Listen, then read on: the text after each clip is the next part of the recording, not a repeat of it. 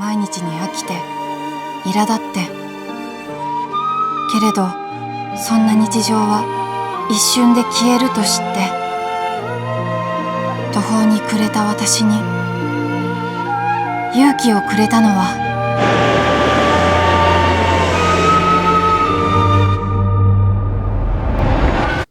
Eh bien, bonjour mes amis, bienvenue chez moi pour une nouvelle vidéo. Nous sommes aujourd'hui le samedi 26 août 2023. C'est toujours un plaisir, mes amis, de vous retrouver avec moi.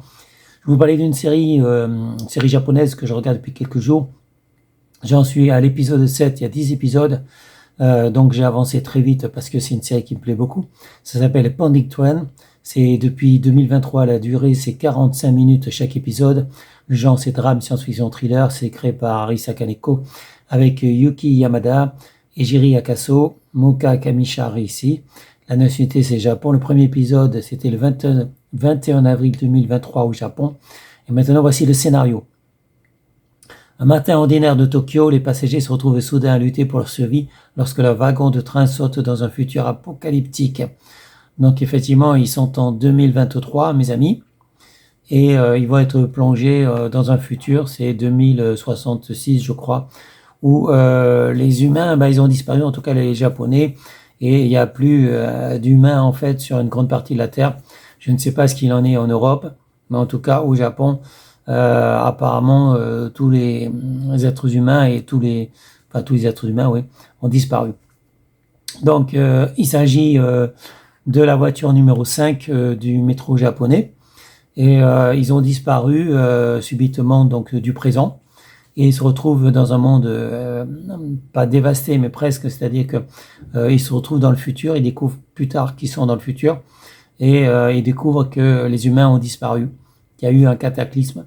Moi je peux pas trop vous dire non plus ce qui se passe, mais il y a eu un cataclysme et donc déjà c'est à l'issue d'un tremblement de terre que ce wagon donc a disparu, cette voiture a disparu.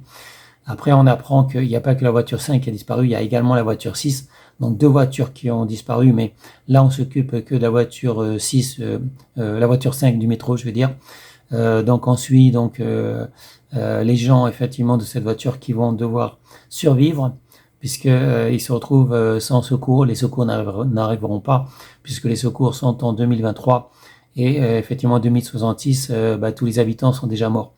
Donc ils se retrouvent à devoir survivre. Ensuite, ils découvrent qu'il y a également d'autres personnes. Il s'agit de la voiture numéro 6 qui a également disparu en même temps dans le futur, c'est-à-dire qu'ils sont à la même époque, mais ils sont à quelques kilomètres de distance sur la montagne. Donc il y a effectivement les passagers de la voiture 5 et les passagers de la voiture 6 de ce métro japonais qui se retrouvent donc confrontés au futur de 2066 ou 2000, je sais plus combien exactement, 2060, 2066. Et donc voilà, il y a beaucoup de suspense et des fois il y a des passages qui m'énervent un peu, des attitudes, des comportements qui m'énervent un peu. Et effectivement, au lieu de s'entraider, certains vont vouloir se battre, effectivement, vont vouloir se faire la guerre. Évidemment, on peut se battre pour l'eau, on peut se battre pour la nourriture, on peut se battre pour la possession de certaines choses utiles.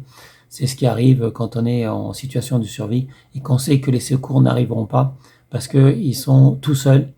Les secours, évidemment, les personnes qu'ils ont connues, leurs familles, leurs amis, ils sont tous morts depuis déjà des années. Donc voilà, comment ils vont pouvoir remonter dans le temps? Est-ce qu'ils vont être capables de remonter le temps? Est-ce qu'ils vont être capables d'alerter la population de 2023 qu'il va y avoir un cataclysme, qu'il va y avoir un séisme, un cataclysme qui va les exterminer tous? Est-ce qu'ils vont pouvoir sauver l'humanité? Ou est-ce qu'ils vont devoir vivre dans cette époque, à l'époque de 2066, dans cette époque du futur? C'est toute la question, mes amis. Il y a tellement de questions d'ailleurs qui se posent. La question de la survie, la question de l'entraide, la question de la guerre.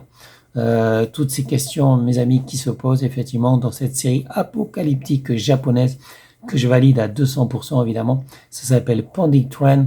C'est en japonais, sous-titré en français pour ceux qui veulent, mes amis. Donc voilà, je valide évidemment.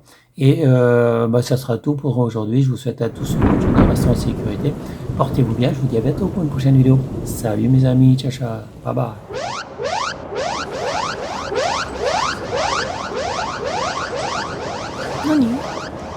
緊急地震速報